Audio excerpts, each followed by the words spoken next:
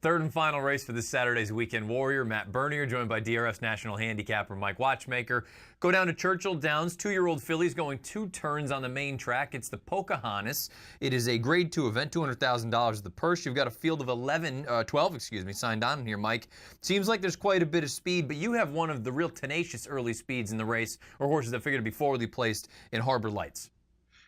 If you go back and watch the replay of Harbor Lights' only race, and that was a maiden race at Ellis Park, I don't think you'd be all that concerned about the other early speed in this race for a couple of reasons.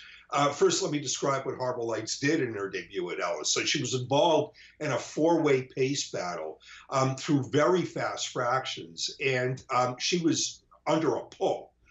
So, number one, she was amenable to rating. Number two, she's so wickedly fast that she was under a pull and was still contesting fast early fractions.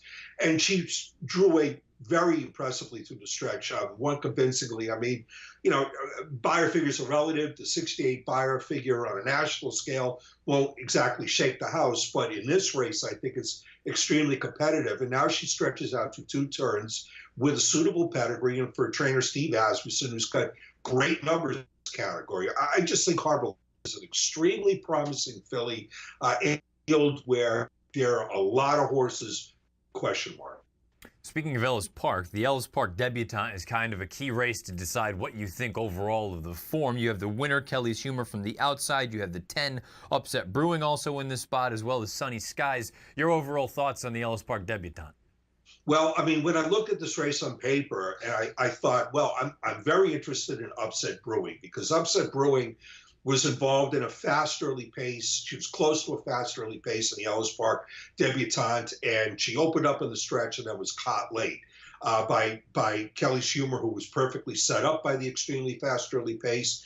And the third place finisher, Sunny Skies, kind of like clunked up to finish third in that race. And then I went back and I watched the replay, and I just decided I couldn't take anyone out of that race, because if ever a race fell apart in the late stages, that was one. I mean, Upset Brewing was staggering late. And, Kelly's Humor, the comment says, rally pass, and that's what she did, but she didn't engulf that field.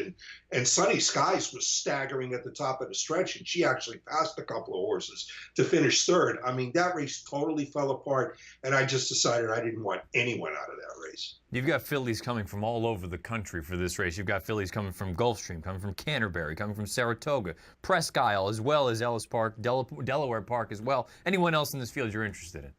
Actually, I'm interested in the horse who broke her maiden in the other division of that maiden race on the same day that Harbor Lights won her debut, and that's Sultry. Now, Sultry came from well off the pace, and if the other interesting thing is that if you look at the fractions, Harbor Lights fractions were much faster than the race that Sultry came out of. Sultry won race 8 and Harbor Lights won race 6. I mean, but it was a day where weather was not a factor.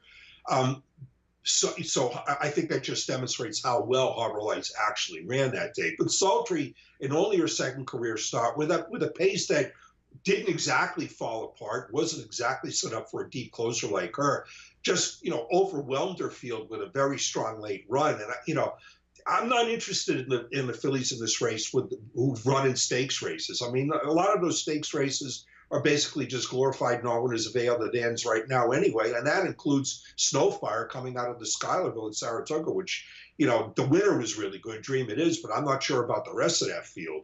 I just think Sultry is an interesting horse, too. I think she'll love the added distance. She's by Malibu Mood. She's in good hands, trained by Eddie Keneally. I'm going to take the fillies that broke their maidens on the same day in separate divisions at Ellis Park, and that's Harbor Lights over Sultry.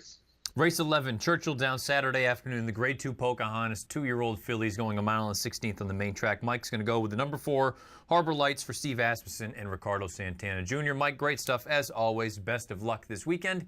We'll talk again next week. Thank you, Matt.